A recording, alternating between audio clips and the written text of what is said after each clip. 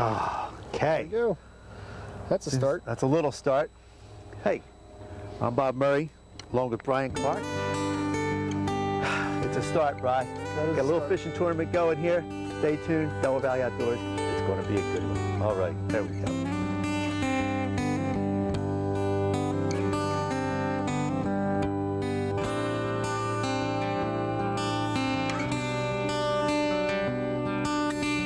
Delaware Valley Outdoors, your best source for fishing information on TV, radio, and the internet.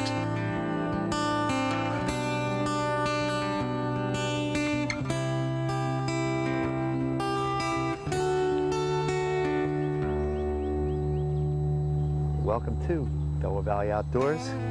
Bob Murray. I'm here with my good fishing friend, Brian Clark, on his new boat. Brian invited us down. We're fishing a tournament put on by the 911 Bass Anglers, and it's an annual event. It's their spring fling on the Delaware River.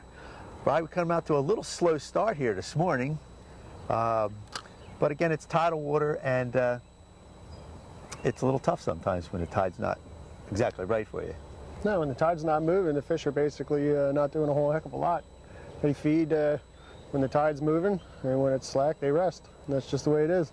And it's about almost 9 o'clock. We've been fishing for a couple hours. We've got some fish, but we're going to need some better quality fish. If you want to know more about the 9-1 guys, I talked to the president just a little bit ago. Take a look at this.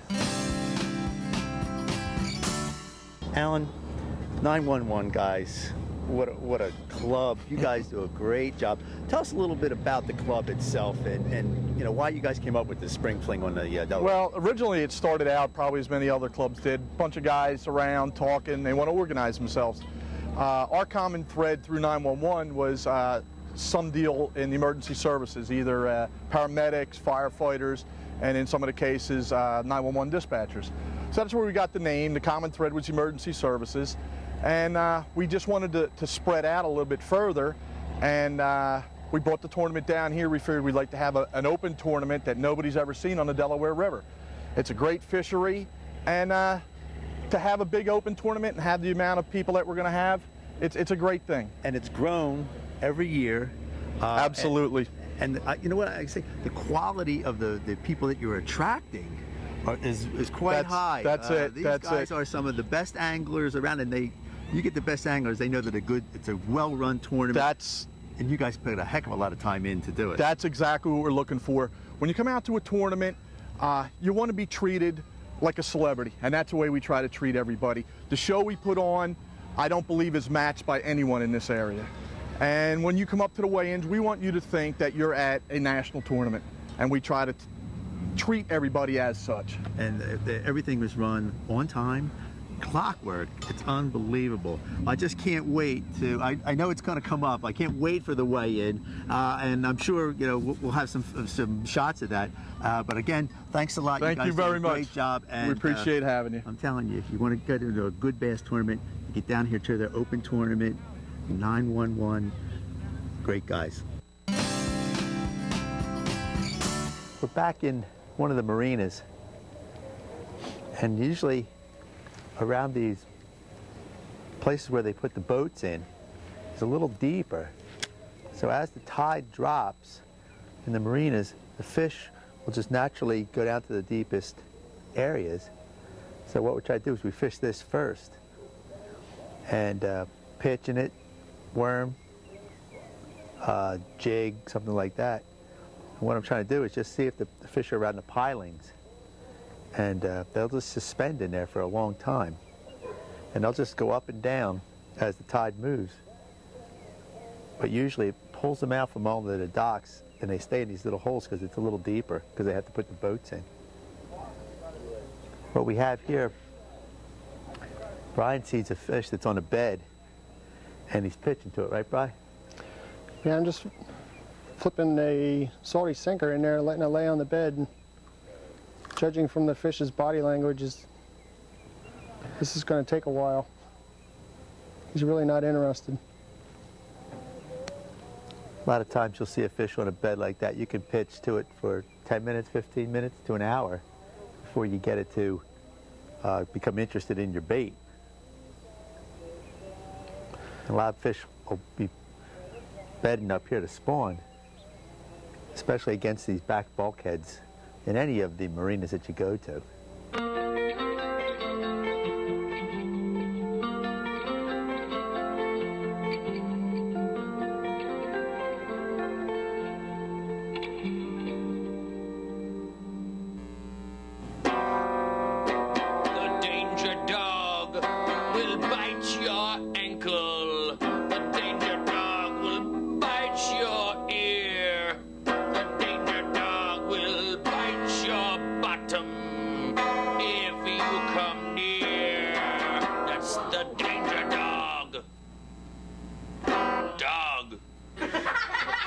Want to feel appreciated? When you spend time with kids, anytime, it helps prevent crime. This is the hand that sows the seed, that grows the forest, that drinks from the stream, that hugs the mountain, that gives shape to the wind, that carries the kite, that is flown by the child, that is loved by the woman, that toils at the job, that gives to Earthshare, that supports the hand, that sows the seed. All life is woven together. How can we choose which environmental cause to support? Earthshare, the workplace giving program, makes it simple by bringing the leading environmental groups together under one umbrella. Support Earthshare, and you support them all, including the hands that sow the seeds and protect the forests and the streams and the children. To learn more, please visit our website.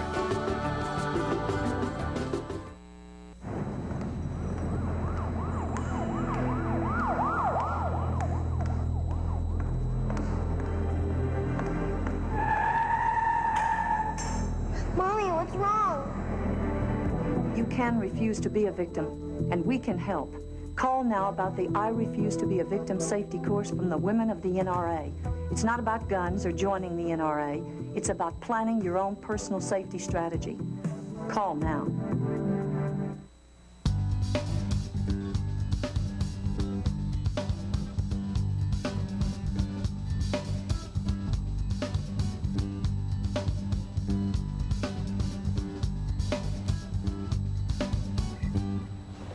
Brian, when this tide drops, a lot of times you get the mud flat, then you get a little bit of rock. A lot of times you'll find fish that'll just lay right in front of this rock. They won't be on the mud, but they'll move back down along these rocks. And again, we'll get the tide pulling us out. Oh, that felt good. That's what I see. We get the tide pulling us out, and it's pulling out pretty good.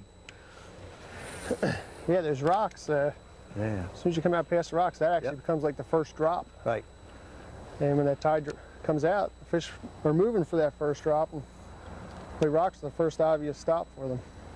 And again, one of the things that you got to remember is to move up against the tide versus going down with the tide. Right.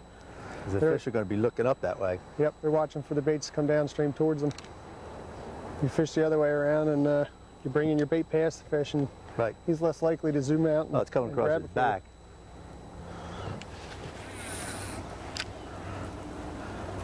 We'll fish up. Again, this with anything of this though too. These mud flats will have that drop off. That's why you got to get a good depth finder to find drop off, because as the tide's pulling out, it pulls obviously the bait fish, and the bass will move out on this edge. A little fouled up here.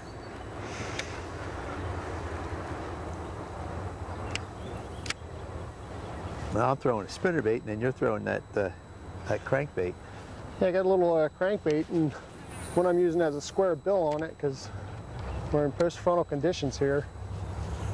And, yeah, let's just talk a little bit about post-frontal conditions.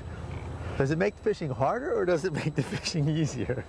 Well, actually, I think the post-frontal conditions should actually make the fish easier to locate. Because they're going to get tight to cover or out on the first drop. But they're just not very aggressive, so it makes them harder to catch. And we've had water temperature dropping. We're not going to get a The water temperature's down about 3 degrees from yesterday, and that's never good for fishing. We don't have the wind that we had, but the temperature is the thing that really... It is kind of an odd day, because we're post-frontal here, and usually after the front you get that high blue sky, but it looks like there's another front coming through. So hopefully conditions can change radically before the day's over. That's another thing that I think people have to remember, that in tidal water especially, you could fish this spot 3 times, come back the 4th time and load up on fish. That's right. So you don't give up on a spot just because you don't catch any fish. You gotta, come back to it, because the fish within the tidal basin here move up and down. Sure they do.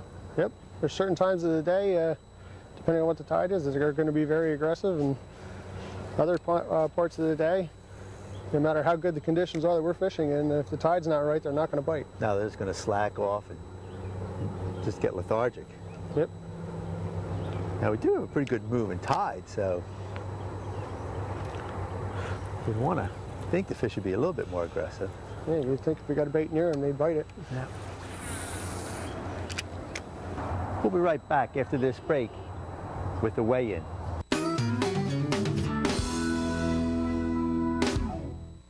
You can hear the beep a little louder. The JATES program has helped me so much in the outdoors. For a long time, I didn't even know what conservation even was. I want to do my part for wildlife. I love being a JATE. Whether you hunt or not, the JATES program has something for everyone. I know I'm doing my part for wildlife. I really believe children hold the key to the future of wildlife. And NWTF believes it too.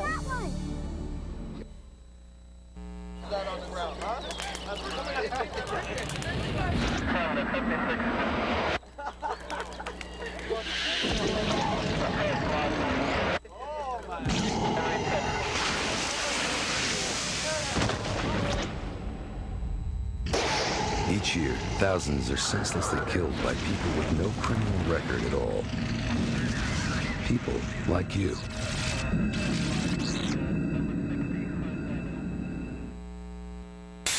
Properly inflating my tires burns less fuel and saves me money on gas. Yeah, I'm saving Mother Nature from pollution, but more importantly, she saved me $11. Ow! Environmental defense. Get green. By keeping my car regularly tuned, I save money on gas and repairs. That also means cleaner air. You know, feels good to help save the cash, planet. Environmental defense. Get green. For more tips, go to getgreen.com. You know, we sing for millions of girls, but helping out in schools, that's the real deal, baby. I know our love can multiply. I'm the cute one, you know what I'm saying? Have you ever been backstage before? 'Cause you're the exit. I think you'll find that gravity is key in what I do. Once was one, but now we're two. I'm spinning out of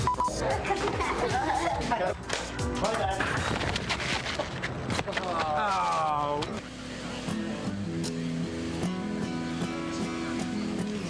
Lunker 3.10. New lunker. Baby Dutch lunker up to 3.10, 16-inch.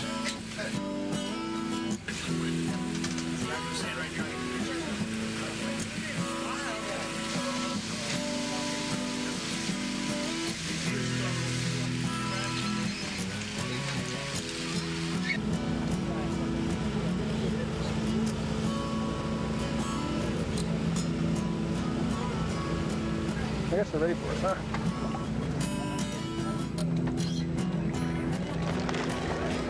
That's Yep. That's it. Hang on, see that? The longer? What do you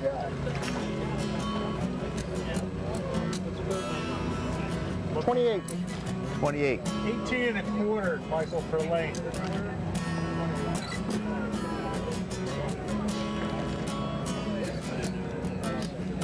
Nice, real nice. Next up, boat 28 with 1 fish. Murray over 4. Challenger for the Pennsylvania Dutch lunker. It's over 4. 4.01. Yeah. Hold that up, right? You want to get one leader in the lumber category. Good job.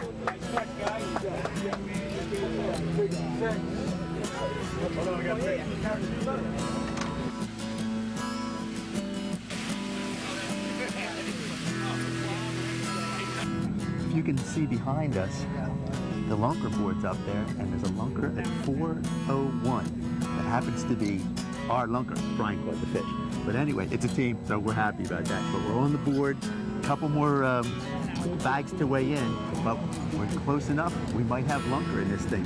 Tough day though, Brian, right? It was super tough. I didn't think we were going to get one before the end of the day. One of the things that happened on this one, how much time did we have left before you caught the fish? That was another one of those deals, man. If we had given up, we wouldn't have caught anything. 10 minutes to go in the day, we just happened to stop in a good spot, and a couple casts in there, and next thing you know, we're on the leaderboard here at the lunker. And that's what I say, you got to concentrate the full 8 hours, and that's it. There was one cast made it all, and we said that, right? Yep. All we need is one cast. Yep. We're going to see what happens. I hope we do it.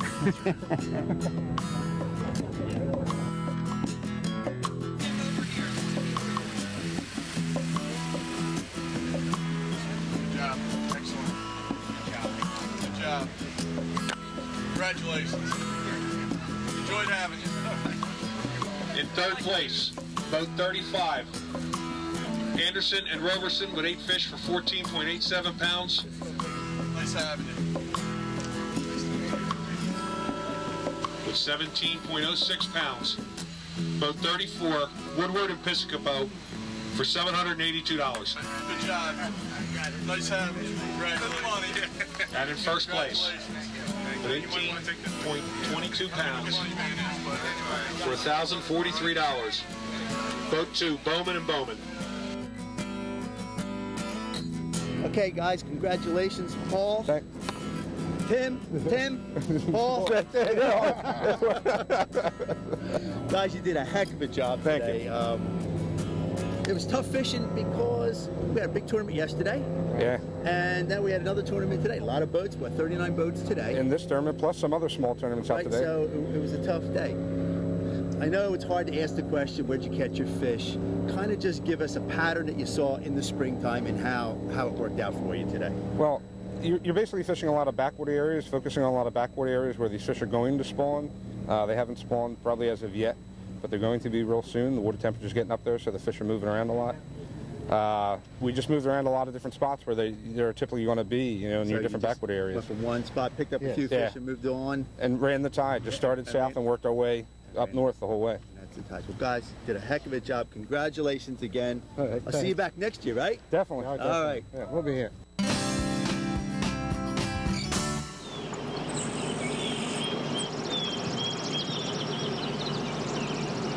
Look, there's a moose. Where? Over there. Oh, yeah. Look, over there. I see a fish. A fish with 2 stripes. Spend time with kids anytime, and it helps prevent crime. It's that easy. Wild Turkey Woodlands program provides materials. It provides a seed program, also technical assistance through their biologists. The land has been here for eons. It's only mine and my family's for a short period of time. We're the managers and the caretakers of it. That takes into account our way of life and our interest in our hunting heritage. And the Wild Turkey Woodlands program is the greatest conservation habitat development program of any conservation organization in this country. Every week we return all our cans and bottles. Yeah, we help to reduce the world's waste. But aluminum? It's like gold. Oh, yeah. Environmental defense. Get green. For more environmentally friendly tips, go to getgreen.com. Oh, there's a bottle. Where? Right over there. To your left. To your left. There you go. You got it. Last month, I adjusted my thermostat a few degrees a day to lower my energy bill. Experts say that helps reduce air pollution. I say, cha-ching. Morning, Carl. Morning. Environmental defense. Get green. For more tips, go to getgreen.com. One day these rats were playing in the woods. Wanted some matches and that's no good. So the gorgeous force is what you desire. Don't play with matches. Don't play with fire. Yeah. Only you can prevent forest fires. Fire.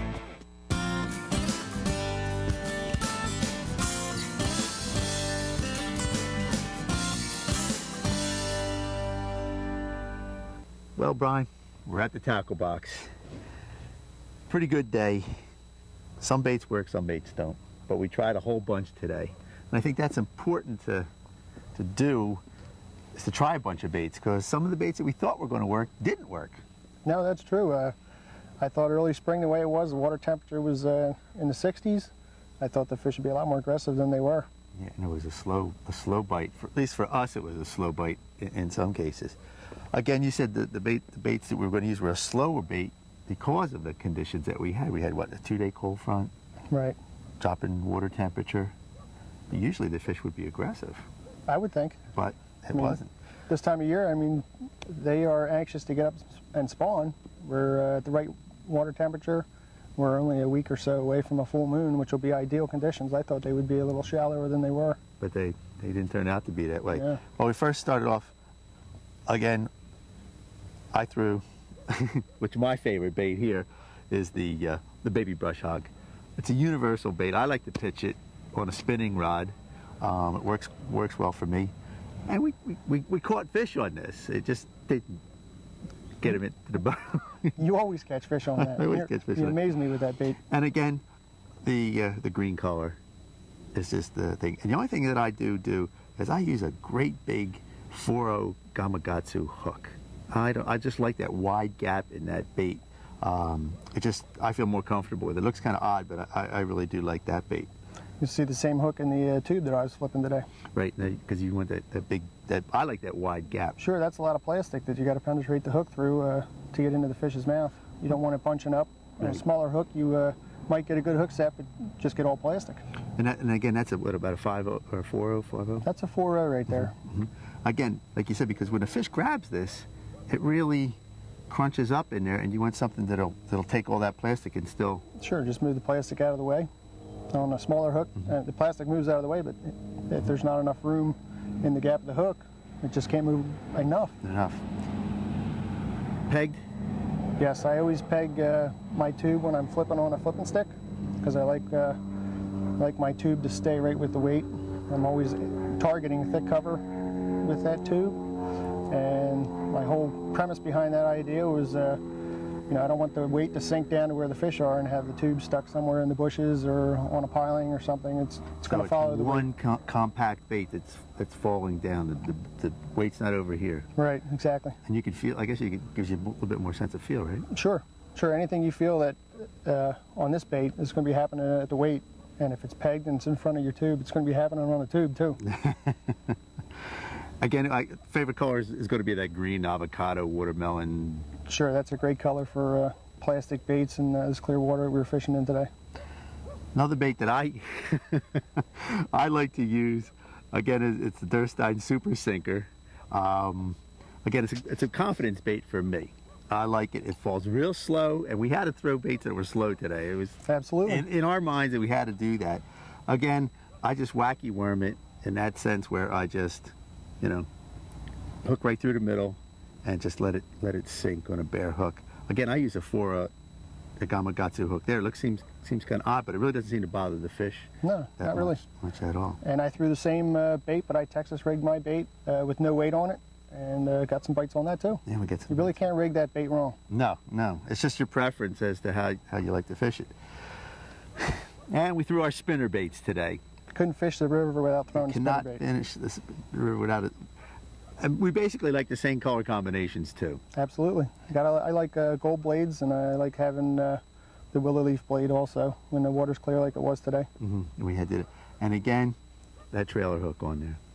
Would never fish a spinner bait, especially in a tournament, without a trailer hook. And that has made some catches quite nice with that thing. Sure thing. Weight-wise, what are you, 3/8? I was throwing a 1/2 ounce today. Looks like you had probably a 3/8 or a 1/4 ounce there.